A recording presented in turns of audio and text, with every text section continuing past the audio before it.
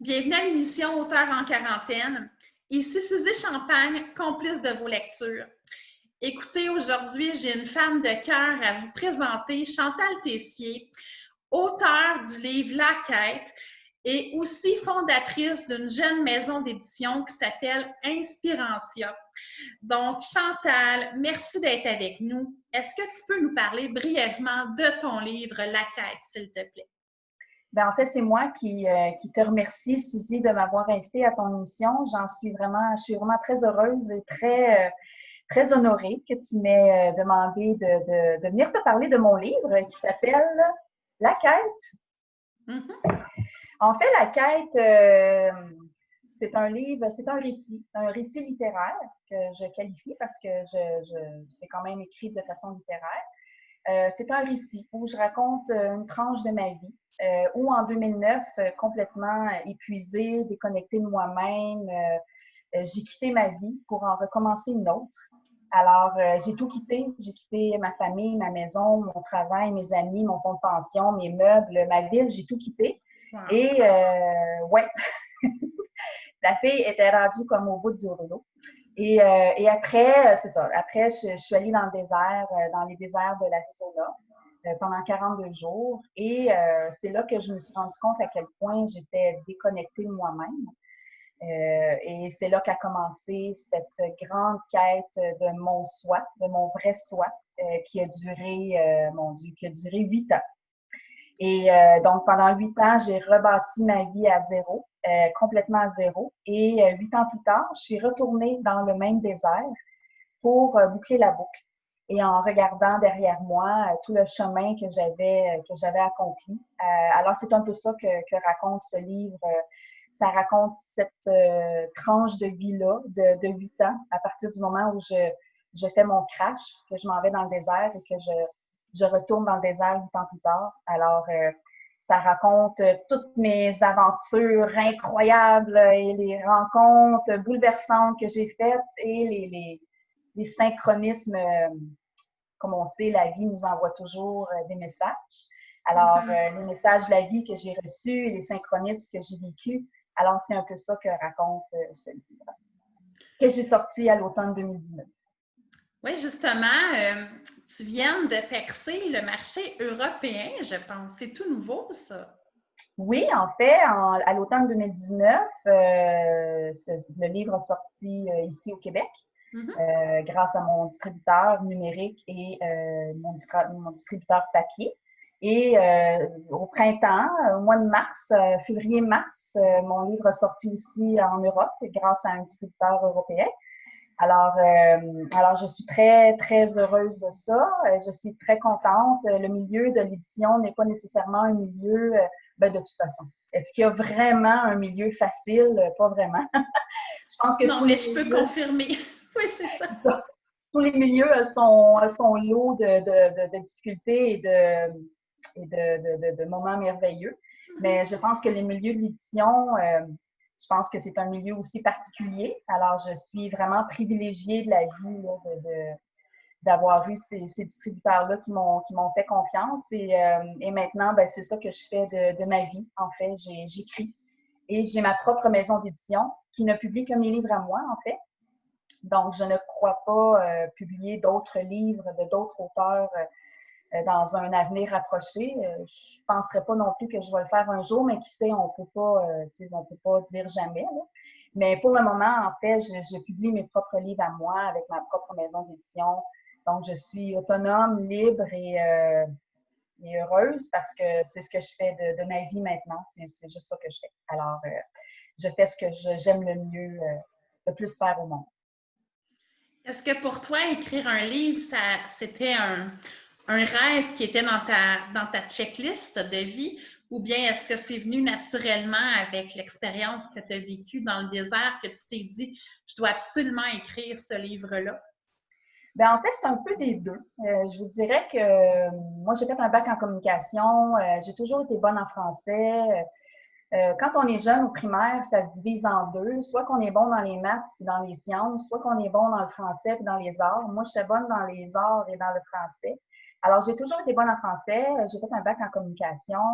Alors, pour moi, ça a toujours été facile d'écrire. Justement, récemment, j'ai ressorti mes vieux textes que j'écrivais quand j'avais 15 ans. Puis je me disais, waouh, j'écrivais ça à 15 ans. Là. Je trouvais que j'étais quand même assez avancée là, pour mon âge pour écrire ce genre de choses-là, très profondes et tout ça. Alors, j'ai toujours écrit et on m'a toujours dit que j'allais écrire un livre, que ce soit dans les cartes du ciel ou dans les lignes de la main. On m'a toujours dit que j'allais écrire. Je savais qu'un jour, j'allais écrire un livre. Ça, je le savais, mais je ne savais pas où, quand, comment, avec qui, pourquoi. Je ne savais pas trop. Mais c'est quand j'ai fait ce périple-là, cette aventure-là dans ma vie, que je me suis dit, j'ai fait un pacte avec la vie. Et je me suis dit, si je me sors de ça, je te promets que je vais écrire un livre pour aider les autres, parce que bon, c'est quand même une situation ma vie n'est pas extraordinaire dans le sens que tout le monde vit ce genre de choses-là à un moment donné, d'être dans une croisée des chemins, Oui.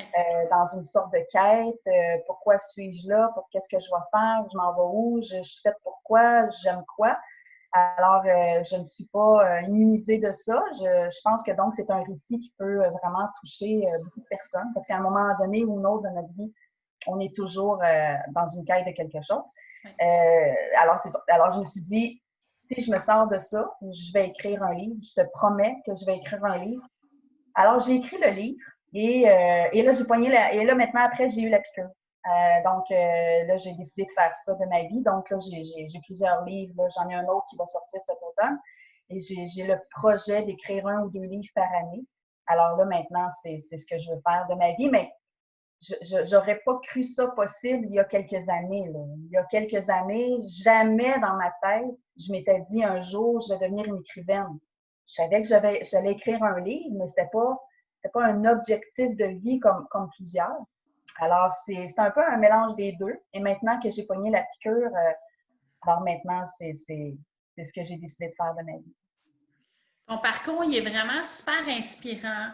Puis, justement, à l'heure actuelle, on est tous un peu confinés. Hein? Il y a quelques semaines, le gouvernement l'a dit, le Québec est sur pause. Donc, en ce moment, comme être humain, à part ceux et celles qui travaillent dans les domaines essentiels, on est tous un peu sur pause. J'imagine que c'est le genre de livre qui peut nous inspirer à justement, nous aussi, se poser la question.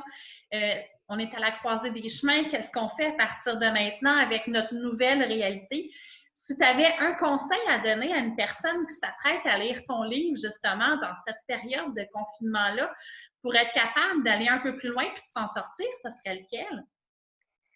En fait, pour moi, à l'intérieur de moi, moi, j'ai développé avec les années, bien que je l'avais déjà quand j'étais jeune, mais j'ai développé une certaine spiritualité. Et là, quand je parle de spiritualité, je ne parle pas nécessairement de religion, mais je parle de valeurs universelles. Je parle de reconnexion avec moi-même. Ce livre-là permet justement de ça, de se reconnecter, puisqu'on parle du pardon, du lâcher-prise, on parle du deuil, de laisser aller, de laisser mourir ce qui doit mourir, on parle de renaissance, d'espoir, on parle de tout ça. Alors, je pense que ce livre-là permet justement cette introspection-là. Alors, pour moi, c'est sûr que même quand je lis d'autres livres, parce que j'aime aussi lire d'autres auteurs inspirants, pour moi, c'est important qu'il y ait cette notion-là de valeur, de message, sans nécessairement de tomber dans le hard, dans des gros messages, mais dans le sens de se retrouver soi-même, de qu'est-ce qui nous convient. Donc, c'est sûr que la spiritualité va beaucoup avec la connexion de soi. Et je pense qu'en ce moment, je pense que c'est une bonne période pour ça, vu qu'on est toutes seules, chacun de notre côté, ou certains sont en famille, mais je pense qu'on a justement ce moment-là pour se reconnecter à soi, pour s'auto-parler, pour voir vraiment où est-ce qu'on veut aller après cette crise-là. J'entends beaucoup parler de personnes qui veulent changer de travail, qui veulent travailler à temps partiel. Il y en a qui veulent, c'est ça, il y en a qui veulent acheter local, il y en a qui veulent Maintenant, moi, je pratique beaucoup le minimalisme et le désencombrement, même avant la crise. Alors, peut-être que tout ça va nous amener à cette introspection-là. Et je pense que la nature aussi peut aider dans ce sens-là. C'est sûr qu'on n'a pas le droit nécessairement d'aller dans les parcs et tout ça, mais je pense que juste être sur son balcon, de regarder les fleurs. Moi, j'ai remarqué là, dans ma cour que les petits pousses d'Osta sont déjà en train de pousser. Regarder les écureuils qui grattent pour aller chercher leur noix, de regarder les oiseaux. Ça, c'est des choses que je fais beaucoup, qui fait que moi, le confinement, malgré les épreuves, malgré la tristesse qui nous assaillit, parce qu'il y a beaucoup de tristesse, là, il y a des gens qui meurent et tout ça, mais moi, je suis bien dans ça, dans le confinement, parce que justement, je m'émerveille au moindre petit cadeau de la vie, que ce soit les bernaches qui passent dans le ciel, que ce soit le vent qui nous flatte le visage.